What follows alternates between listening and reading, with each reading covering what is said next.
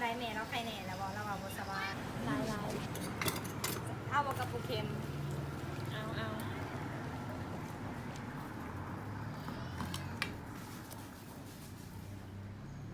้ำแซ่บขนาดนี้เนาะต้อง ด้ ด้ ว วย ย กับ จ้ะ ใจเด้อ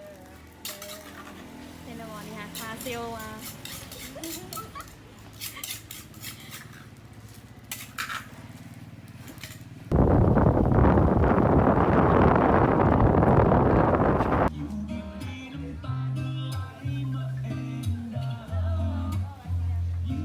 น้องแบบไปกับพายเบิ่งชมหลาน ตาม สาว ยั่วๆจ้า เดี๋ยวแบบไปกับน้องสงกรารจ้าแม่หนาวเบิ่งดูซุ้มหนา ไปจ้ากินตามจ้านี่เบิ่งจ้าทางลมจ้าต้องเสียนี่จ้าโอ้ยปัสนี่เลยปิ่นจีนจ้ากินเอสมุนน้องภูคนงาม เบิ้งทางสิไลน์ ไล่เลยไล่ ทางสิไลน์ยูทูบ และอีกคนหนึ่งน้องดีจ้า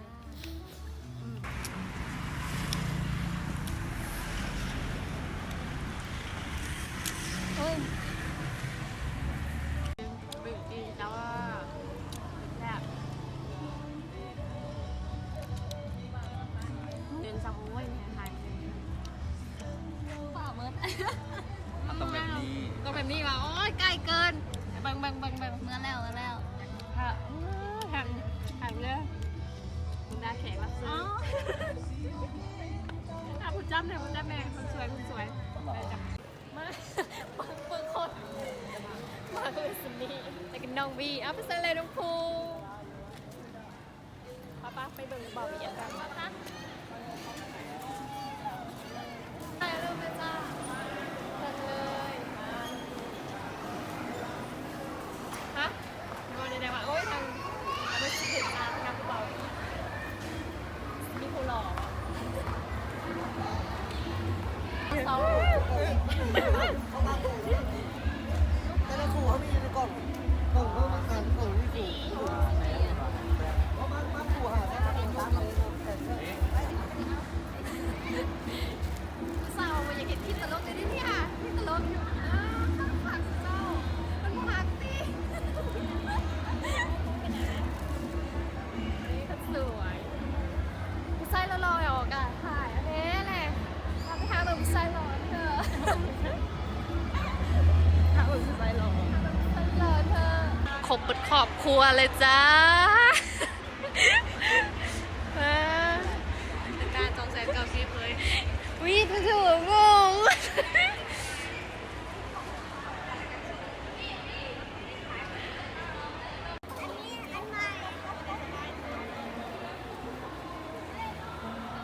เมื่อได้ไปทางเอนี่นะทางเอนี่หาพี่เลี้ยงใจดีเซ็กซี่เอ้ากับซบเอ้ามาเลยมาเลยไปต่อไปเด็กๆป่ะไปโอ้ยคนทรายซ้ำทรายยืนหันเด้ไม่หล่อๆหันเด้อ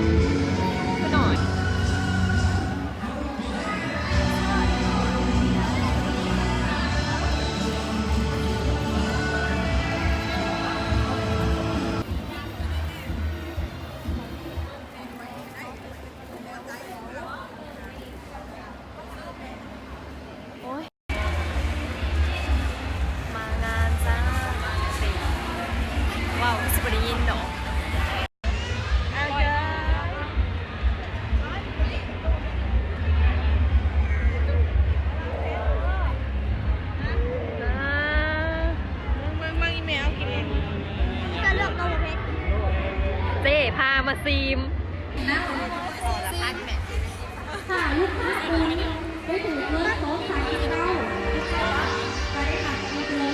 แซ่บเหรอ เมื่อนี้อิ่มแล้วเนี่ย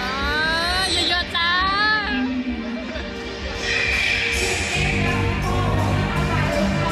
มาไม่เกินเวทีเลยมาไม่เกินเวที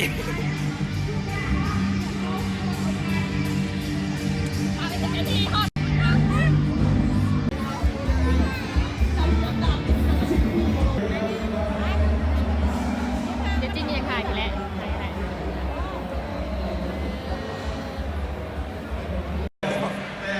ไปต่อจ้าไปหล่อจ้าหล่อซีมขนมกับสาวๆจ้าหล่อมูมีเพทายหายลำบากได้นึงผู้ซอย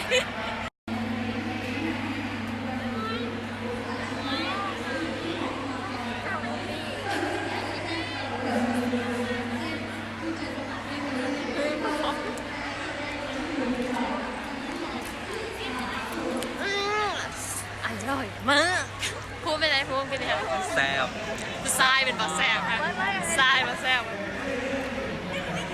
โดย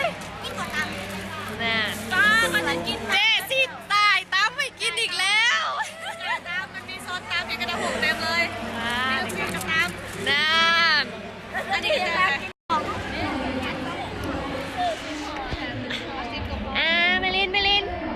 เมลินเอ้ยเมลินทิ้งน้ำ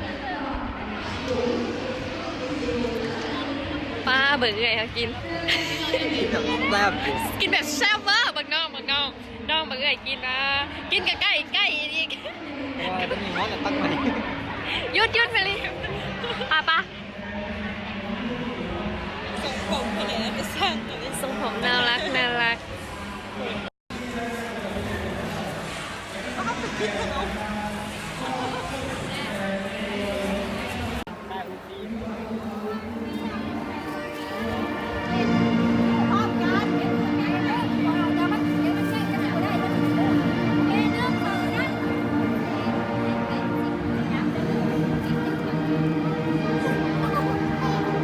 วันแล้วไปคลิปกู